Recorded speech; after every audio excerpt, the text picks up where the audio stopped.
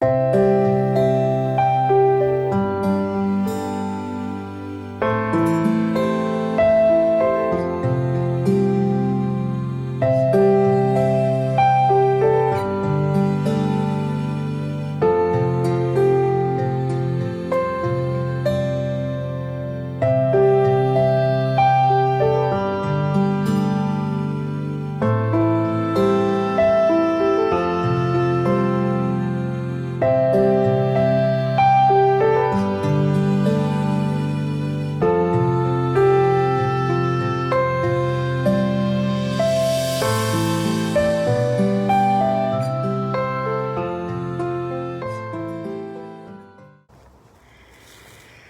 morning, everybody. Okay, where is our sun gone to? I thought I'd try to tape one of these outside for a change, and the 1 hour sun that we had seems to be disappearing. But we're soon all going to mildew, so enjoy what little sun we are getting right now. First of all, hello to everyone out there from Valley Greenfield, and of course to my St. David's peeps. I don't have much to say today, if you can believe that, but there are a few announcements. On behalf of the UCW Executive and the Social Justice Committee, thank you to everyone who has and continues to support the First Baptist Supper Meals Project during the COVID times. Lots of donations are flowing in with anticipation of sending a combined check to First Baptist by the 25th of this month, and already over $300 in donations have come in. More information came out this week in regard to the online youth forum that's slated for next weekend, and I've sent that out by email to everybody. So all youth who are interested are encouraged to register right away because it's just a week away. Just a reminder that if you have any suggestions or opinions or comments on the proposed chancel renos and the opening up of the chancel area, to please send them along to either Jim Martin or to myself, and I'll make sure that he gets them.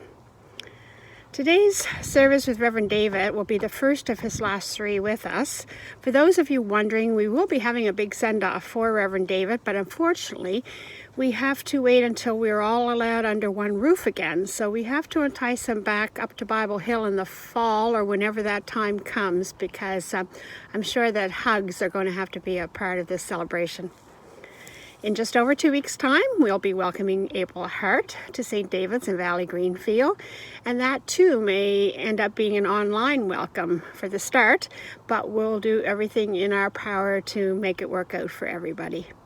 So that's it for now. Stay safe, everybody, and stay well, and we'll see you next week. Bye. Good morning, everybody.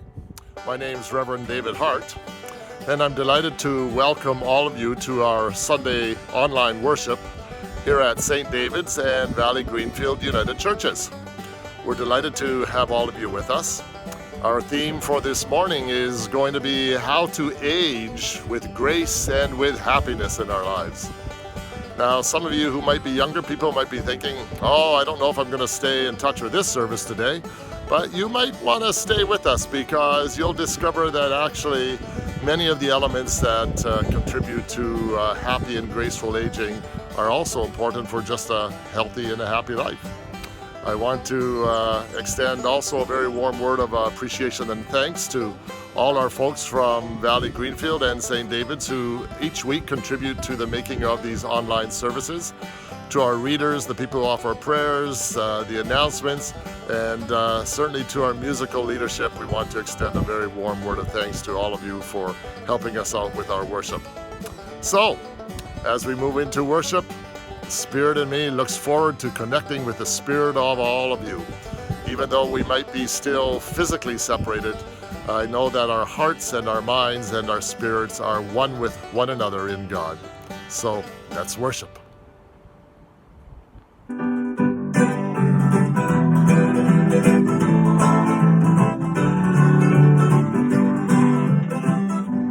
Over my head, I hear music in the air. Over my head, I hear music in the air. Over my head, I hear music in the air.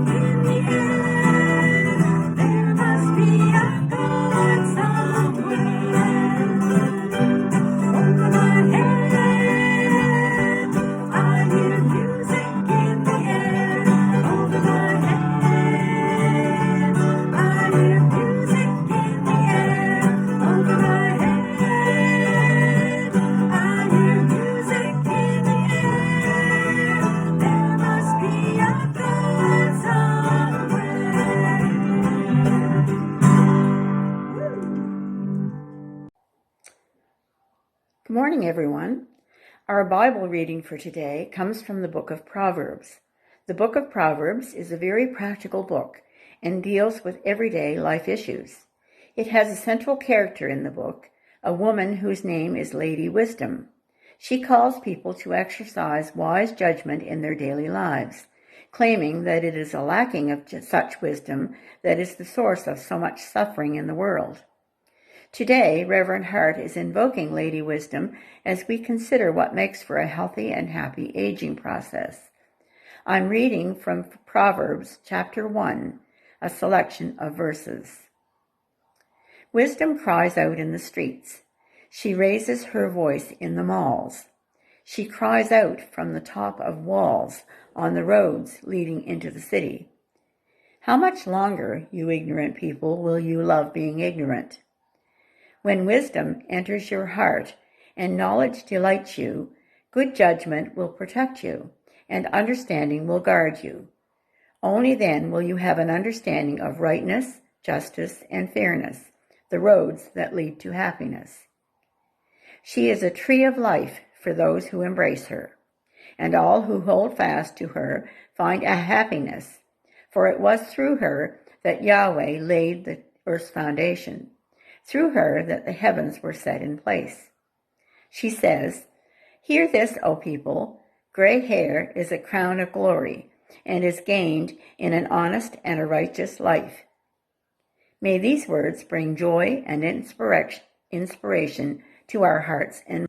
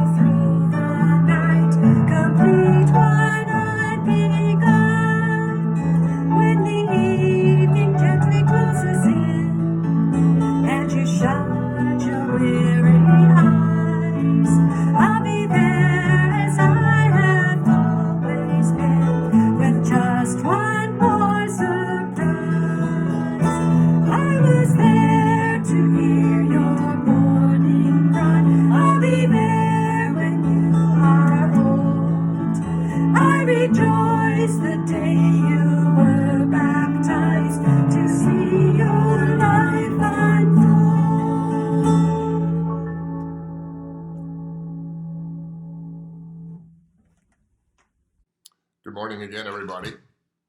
I want to speak with you about aging this morning. And I want to share one of my favorite stories about aging. It's about Jack Thompson. Jack apparently had just turned 70 when he decided, I'm maybe 70, but I still want to live a good long time. So he decided that he was going to quit smoking. He started to diet. He started to exercise. He lost his gut. His body started to firm up really nicely. He was looking really good. And he thought, the only thing I still need to do to top this all off is I think I'll get a toupee to cover that bald head of mine. So he gets a toupee and he heads out into the town to strut his stuff. And as he heads out and crosses the very first street, the very first car that comes along schmucks into him. And as he's laying on the street dying, he yells up to heaven, "God, how could you do this to me?" A voice comes booming out of the clouds and says, "Well, to tell you the truth, Jack, I didn't recognize you." I love that story. And I've been thinking about aging a little bit more these days for several reasons. And one is that I turn 65 in a few weeks. And you know what happens at 65? I become eligible for that OAS, that old age security pension. I'm looking forward to getting it, but I guess that's our culture's way of also telling us that you're now old. You're eligible for that pension. So that's one thing. But I have to admit also that these days I'm identifying a little more with that quip from time to time. Maybe you've heard it, that goes, when it takes longer for you to recover than it does to tire you out in the first place, you know you're getting older. And I have to admit that's sometimes the case for me as well as I get older. So I've been thinking about this business of aging. But I need to tell you that these last few months spent at St. David's and also with you folks at Valley Greenfield have given me cause for hope. And you've been a source of great inspiration for me. Because I have to say, particularly at St. David's, which I know you folk a little better, I've met folks in this congregation like never before in my career who are well on in your years, well past your 60s. But if I can tell you, honestly, you're not acting your age at all. In fact, I've met a whole bunch of you who are so lively and engaged, and you've maintained a good sense of health and vitality, both physically and mentally, that it really, really has been an inspiration to me. And as I've spoken with you, and I've talked with many of you, you've shared some of the stories about what's contributed to your sense of vitality and well-being as you've gotten older. So I've learned some good lessons from you, and it's some of this wisdom that Lady Wisdom speaks about in the Book of Proverbs that I wanted to share with you today. First and foremost, the thing that you've all told me is that it's really critically important to stay physically active and to stay physically fit as we get older. As I shared with you recently, St. Paul talks about this in the scriptures. The body is a sacred vessel. It's the sacred manifestation through which God's Spirit is expressed in the world. It's as holy and as sacred as anything that we might call spirit. And we all know that from a practical perspective, if we don't have our physical health and well-being, well, actually, we don't have much of anything at all, right? There's nothing that can make up for that loss in actual fact. You all know the saying, if you don't lose it, if you don't use it, you'll lose it. And it's very, very true. As we get older, we very much need to pay attention to the body's needs for rest, for good nutrition, and also for exercise and physical fitness.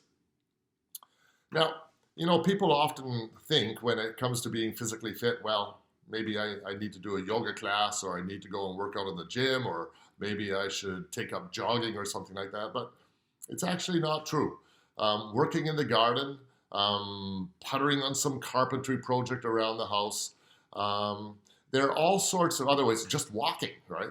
There are all sorts of other ways that we can stay physically fit. The key thing is to do something regularly and continuously, right? You gotta keep the body moving. There's a saying from Guatemala. My wife and I were there many, many years ago, and they say, once you stop moving, that's the end, right? So you got to keep moving. Walking's a great way to keep moving, right? So one of the key things to maintaining health and vitality as we get older is just this key one is staying physically active, staying physically fit in some form or fashion. Secondly, the key thing that many of you have shared with me is is the need that we all have to stay socially engaged. You know, human beings were created as social beings by God. We were made to need each other. We need each other. We're made to be together. That's why this COVID pandemic has been so hard on people, hasn't it? The physical isolation has, for some of you and some people, also resulted in social isolation. Loneliness is, they say, one of the biggest problems as people get older, right? And loneliness and social isolation leads to all sorts of other problems as well. When we're lonely or we're socially isolated, we also lose our motivation to be physically active. And then as we do that, that can lead to depression. Depression can lead to all sorts of negative chemicals being released into the body. So there is this kind of a spiraling down effect that can come from loneliness, from social isolation as we get older. And that's why your church is so important. That's why church is such an important place for people. It's one of those critical places where you meet and you engage with, you look forward to being together with other people.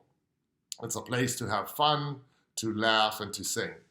You know, any minister worth his or her salt knows, as much as they'd like to think that people come to church primarily to listen to them, they know that the real truth why people come to church is to engage with one another, is to speak with one another, to listen to one another, to share hugs and friendship with one another. That's why church is so critically important, and that's why I know that we'll be looking forward to when this COVID pandemic is over so we can get back to being physically together with one another once again, won't we? Another aspect that many of you have shared with me that's part of this dimension of being social is to remain connected with young people. I have noticed that the majority of people who age well are people who do have young people in their lives. Now, it may be your own children or it may be your grandchildren. Not everybody has had children in their life, but you can always stay connected with young people. There are always kids, you know, generally there are kids in church sometimes, but there are also kids in the neighborhood, friends who have children, other relatives who have children. Staying connected with young people, having young people in your life is a critical dimension of getting older, and there's some good reasons for that, right? Staying connected with young people contributes two wonderful things to our lives, and the first wonderful thing that young people contribute to our lives is a sense of hope. You hang out with young people, and you have a continuous cause for hope. Young people just have a kind of an optimism and a hopefulness about the future, and it's infectious. It just rubs off on us. So it's important to hang out with them and to get that. As we get older, we so often become jaded about the world, but when we hang with young people, when we stay connected with young people, when our hearts go to young people, we know that we need to keep hope alive, right? But there's another thing that young people do for us as well, is they keep us interested in the world. They keep us sort of in touch with the newness that's going on in the world, with new things that are taking place in the world. You have to sort of keep learning about new things if you want to keep up with young people. We've often said that lifelong learning, the church really supports lifelong learning, is a critical aspect to how aging well. You got to keep interested in the world. You got to keep engaged with life. And the best way to do that is to stay connected with young people, because they're always learning new things. And as we stay with them, we learn the new things that they're learning as well. Another critical aspect to healthy aging, which is also so evident in our churches at St. David's and at Valley Greenfield, is, and I think this one is so important, is a commitment to continuing to contribute to make a difference in the world, okay? I just mentioned that learning is so vital and important to life. So is finding meaning. Without a sense of purpose, without a sense of meaning, without a reason to get up in the morning, we tend to shrivel up and die, don't we? And what is one of the best ways that we find meaning in life? what is the most wonderful things that gives us purpose in life is that sense of still being able to contribute to the world, to make a difference. And it doesn't have to be in a big way, some small way or big way, but it's somehow making a difference to the world. And being involved in church gives us a continuous stream of opportunities by which we can continue to make a difference, and we can continue to contribute to people's lives. There's always projects, there's always community endeavors, there are always things that our church is inviting us to get involved in to help the world be a better place. Now, as you get older, you might think, I don't know, there's not much that I can do. Well, sending out a sympathy card for someone who has lost a loved one, sending out a card to a young person of encouragement and hopefulness and appreciation is a good thing that we can do. Just picking up the phone and calling someone who is lonely, right? Contributing to a bake sale or a fundraiser in some way. All these things are ways in which we can continue to contribute even as we get older. The lament I so often hear from old people, and one of the reasons they say is they're ready to die, is they say, I'm not good for anything any longer. I have no purpose any longer. There's never any reason not to have a purpose. There's always some way to contribute in life that gives a sense of meaning to our lives, that gives us a reason for getting up in the morning. And that too is a critical ingredient of aging well in the world also. And the last thing I want to say about aging well and aging happily, and this one is a really important one too, is to use the time as we get older to become more acquainted with your inner life. Carl Jung once said that the first half of life is the part of life in which we go out into the world. We seek to control the world, we engage the world, we have to make money. It's all about making a living. But he said that the second half of life, the years as we get older, it's the time in life when we need to get in touch with, we need to become acquainted with the inner world in each of our lives. And that's what helps to make a life. Not so much making a living, but really becoming acquainted with our life. Getting to know yourself on the inside and getting to know what makes you tick. Reflecting on your life and what's made you happy, what's been meaningful in your life, what have been the ways you've contributed. And taking time to pray, taking time to meditate, taking time to read more deeply, to be more thoughtful about your life. All of these elements of life help to prepare us for the longer journey of life that awaits us after this life is over, right? So that second part of life, as we get older, is a time to spend preparing for the longer journey of life. None of us really knows what happens to us after we die, but as we get older, what really contributes to happiness is just relaxing into becoming more comfortable with and appreciative of the great mystery of life, the great mystery in which we find ourselves, the great mystery of God, learning to trust it, learning to sink deeply into it. And if we can learn to trust the grace of God, learn to trust the great mystery of life, that contributes to a sense of great peace and inner serenity as we get older as well. So there you go. Those are the kinds of things that many of you have revealed to me that have helped you to grow older more peacefully and more happily. It's good wisdom. It's the kind of wisdom that Lady Wisdom speaks about in Proverbs. It's the practical wisdom that makes life truly worth living. So thank you for sharing that wisdom with me over these years. And I look forward to growing in that wisdom and hopefully all of you growing more deeply into that wisdom as well as you get older. The Spirit in me honors the Spirit in you. And now I'd like to share with you another wonderful piece of music from a dear friend of mine, Pat Watson, who's been a wonderful jazz and gospel singer throughout her life, and who also is just an incredible inspiration to me of someone who's learned how to age with vibrancy and with dynamism. Here's Pat.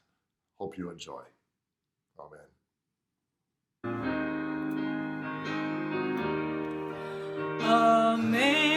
Amazing grace, how sweet that sound that saved and set me free. I once was lost, but now I'm found. I was blind, but now I see.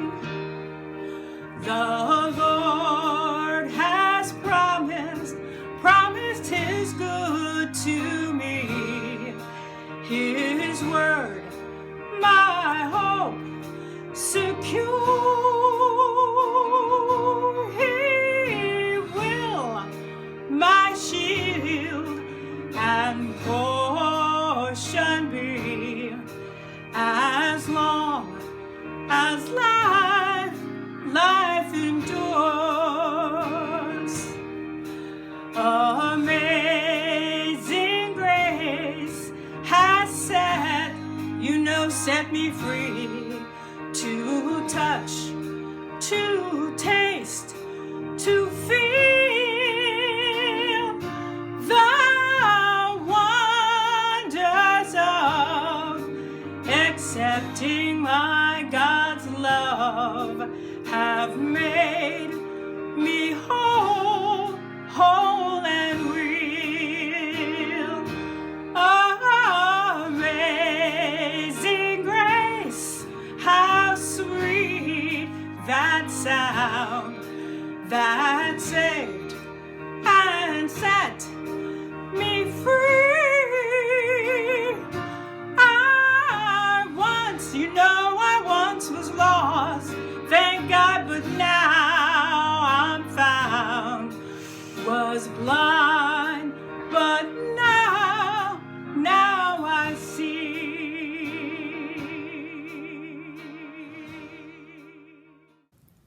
Good morning, St. David's and Valley United.